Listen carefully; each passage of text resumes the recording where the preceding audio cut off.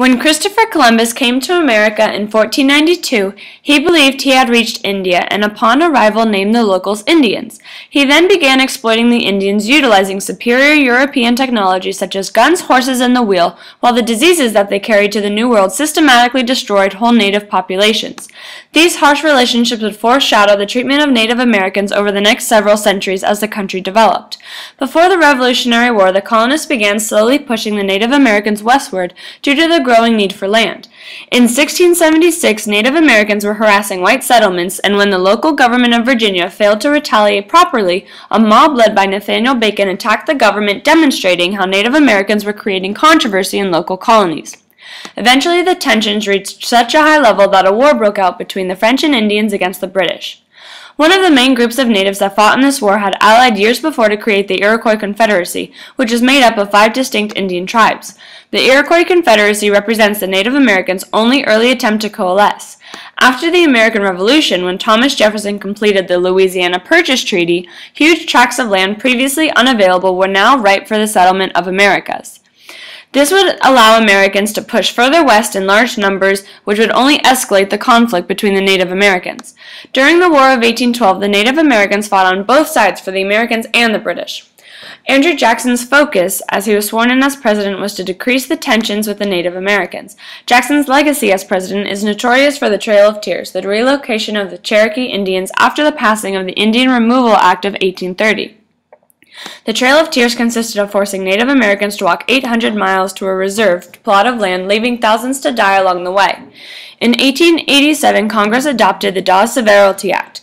This was passed to stimulate the assimilation of Indians into American society by converting all the Indian tribal lands to individual ownership.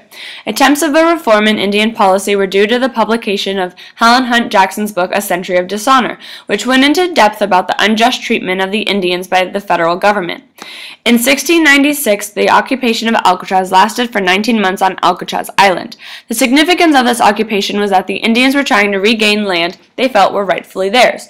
Shortly before this event, the American Indian Movement was created in 1968. This group is notorious for its takeover at Wounded Knee, which symbolizes the resentment of Native Americans towards the U.S. government for not repaying all of the Indian losses that occurred during the creation of the country. Today, Native Americans find a source of income through casinos such as Red Hawk Casino. However, Native American groups are still in poverty, which is often overlooked by the government.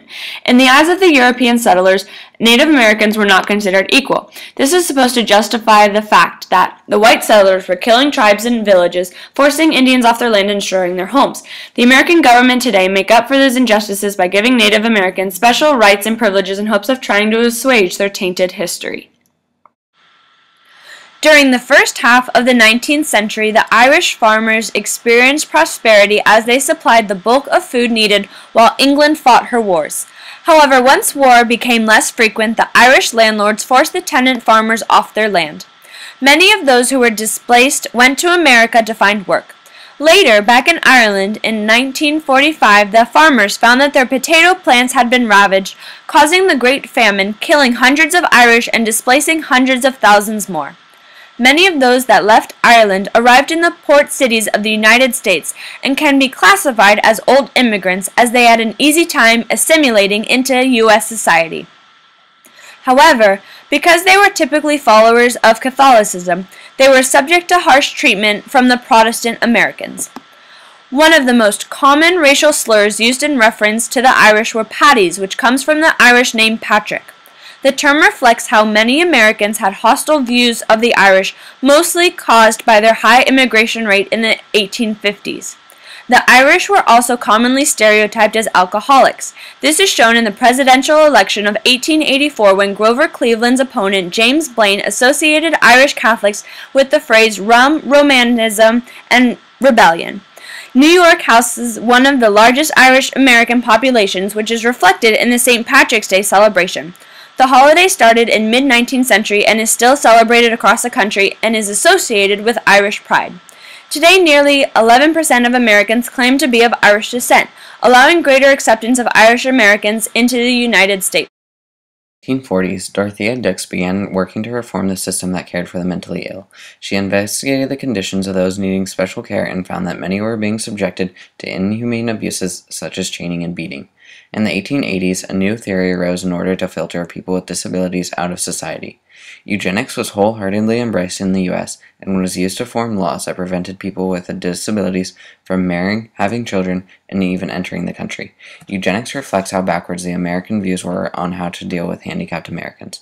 Some states would retain eugenic-based laws until the late 1970s. When FDR created the New Deal programs, Americans with handicaps began protesting the Works Progress Administration as they were being discriminated against if they had physical handicaps. With the release of Medicaid and Medicare, those with disabilities were able to receive health care for their conditions, showing how some of the main acts of the 20th century were working towards helping those with disabilities. In 1990, George H.W. Bush passed the Americans with Disabilities Act that provided equality for all Americans with disabilities, physical and mental. This allowed a flood of legislation that ensured total equality for Americans with handicaps. Up to this point, the largest struggle with the handicapped community was to find representation. They relied on the voice of Americans without handicaps and disabilities to speak for them, which in the long run was highly effective in granting rights for those Americans with disabilities. The biggest outbreak of Asian immigration started with the California Gold Rush in 1848. Due to the rush of Chinese immigrants, California created the foreign miners tax that forced the Chinese miners to pay more than the white settlers.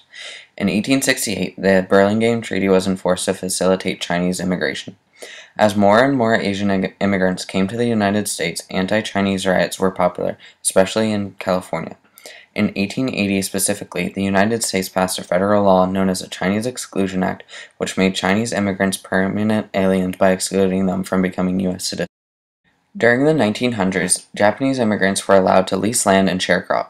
The California Alien Land Law of 1913, however, banned Japanese from purchasing land, and later, the Immigration Act of 1924 banned immigration from Japan. The treatment of Japanese immigrants took a turn for the worse in 1941 with the attack on Pearl Harbor. As a result of this, President Roosevelt signed the Executive Order 9066, which began the Japanese internment camps.